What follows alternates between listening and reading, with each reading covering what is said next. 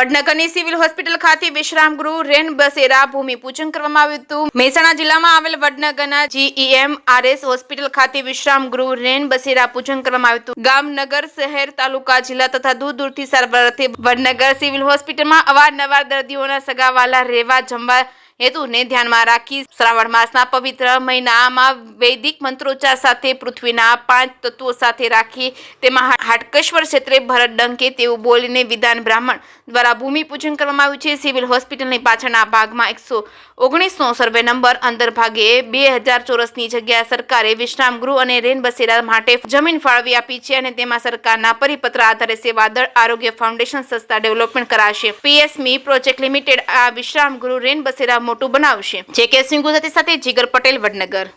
આપણે મહેસાણા જિલ્લાની એકમાત્ર સરકારી મેડિકલ કોલેજ અને હોસ્પિટલ જે વડનગરમાં માનનીય નરેન્દ્રભાઈ મોદી સાહેબના ગામમાં જે વિકાસ પામી રહી છે તેમાં દર્દીઓના હિત સચવાય એ માટે અને દર્દીઓના સગાવાળાને કોઈપણ પ્રકારની તકલીફ ના પડે, રહેવા જમવાની કોઈપણ પ્રકારની તકલીફ ના પડે એના માટે હોસ્પિટલની પાછળના ભાગમાં સર્વે નંબર 119ની અંદાજે 2000 ચોરસ મીટર જગ્યા જે સરકારશ્રીએ આપણા રેન બસેરા કે વિશ્રામ ગૃહ કરવા માટે ફાળવી આપેલ છે અને એમાં સરકારશ્રીના લેટર પ્રમાણે એ સેવાદાન આરોગ્ય ફાઉન્ડેશન નામની સંસ્થાને આ વસ્તુ ડેવલપ કરશે અને PSP પ્રોજેક્ટથી એ લોકો આનું મોટું બનાવશે।